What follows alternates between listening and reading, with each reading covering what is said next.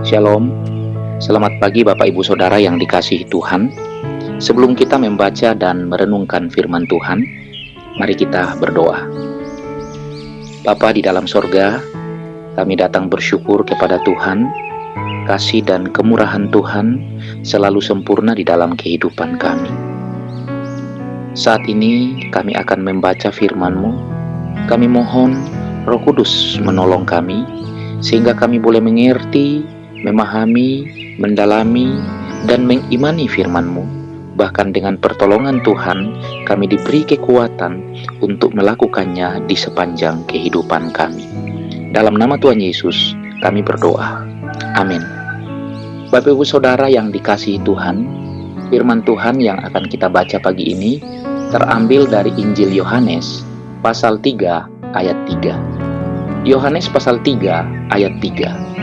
Yesus menjawab, katanya, "Aku berkata kepadamu, sesungguhnya jika seorang tidak dilahirkan kembali, ia tidak dapat melihat kerajaan Allah." Bapak Ibu Saudara yang dikasihi Tuhan, tema renungan kita adalah kamu harus lahir kembali. Kamu harus lahir kembali. Ini adalah tuntutan Yesus bagi kita. Dalam Injil Yohanes pasal 3, Tuhan Yesus berbicara dengan seorang Farisi yang bernama Nikodemus. Dia adalah seorang pemimpin agama Yahudi. Orang Farisi adalah orang yang ahli tentang kitab suci orang Yahudi. Itulah sebabnya Tuhan Yesus begitu heran kalau Nikodemus bingung tentang apa yang Tuhan Yesus maksudkan dengan kamu harus dilahirkan kembali. Seorang ahli Alkitab Yahudi seharusnya tidak bingung dengan tuntutan Yesus tentang harus dilahirkan kembali. Mengapa demikian? Sebab ada begitu banyak sekali petunjuk-petunjuk dalam kitab suci yang Nikodemus telah baca dan pahami. Seperti yang tertulis dalam kitab Yehezkiel pasal 36 ayat 25 sampai 27. Allah berfirman, "Aku akan mencurahkan kepadamu air jernih yang akan mentahirkan kamu dari segala kenajisanmu, dan dari semua berhala-berhalamu aku akan mentahirkan kamu. Kamu akan kuberikan hati yang baru dan roh yang baru di dalam batinmu, dan aku akan menjauhkan dari tubuhmu hati yang keras, dan kuberikan kepadamu hati yang taat. Rohku akan kuberikan diam di dalam batinmu, dan aku akan membuat kamu hidup menurut segala ketetapanku, dan tetap berpegang pada peraturan-peraturanku dan melakukannya." Saudara yang dikasihi Tuhan, Allah menjanjikan pengudusan atas dosa dan akan memberi batin yang baru melalui kehadiran Roh Allah sendiri. Saudara yang dikasihi Tuhan, secara natur kita adalah daging. Ini merujuk pada manusia secara umum, sebagaimana yang kita pahami, yang mati secara rohani. Kita tidak dilahirkan dengan rohani yang hidup, dengan hati yang mengasihi Allah. Kita dilahirkan dengan kerohanian yang mati.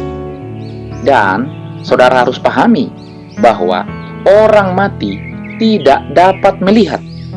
Orang mati tidak dapat melihat kerajaan Allah sebagai yang paling dirindukan.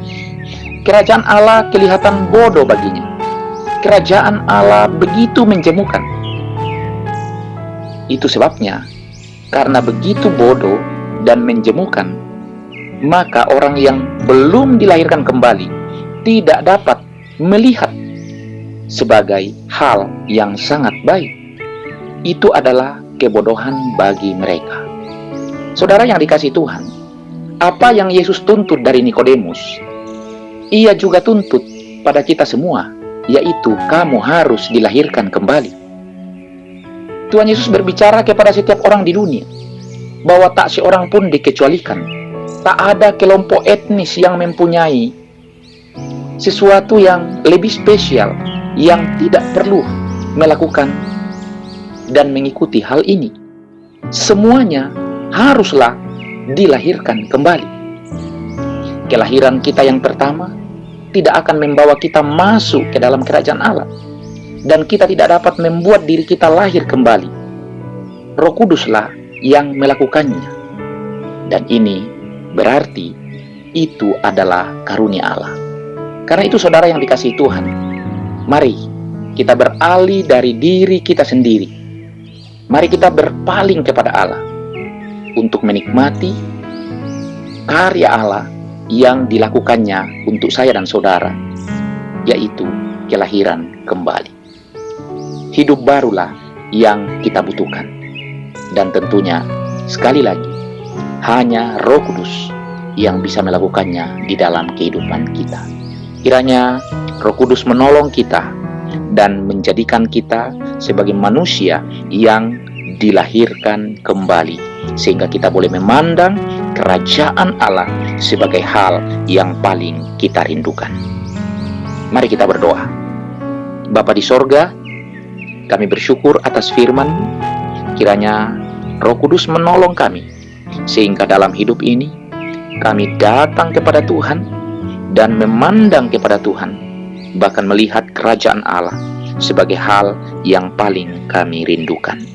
Mampukan kami menjalani sepanjang hari ini, dan biarlah kami menjalaninya dengan pertolongan Tuhan. Dalam nama Tuhan Yesus, kami berdoa. Amin. Saudara yang dikasihi Tuhan, selamat beraktivitas. Tuhan memberkati kita sekalian.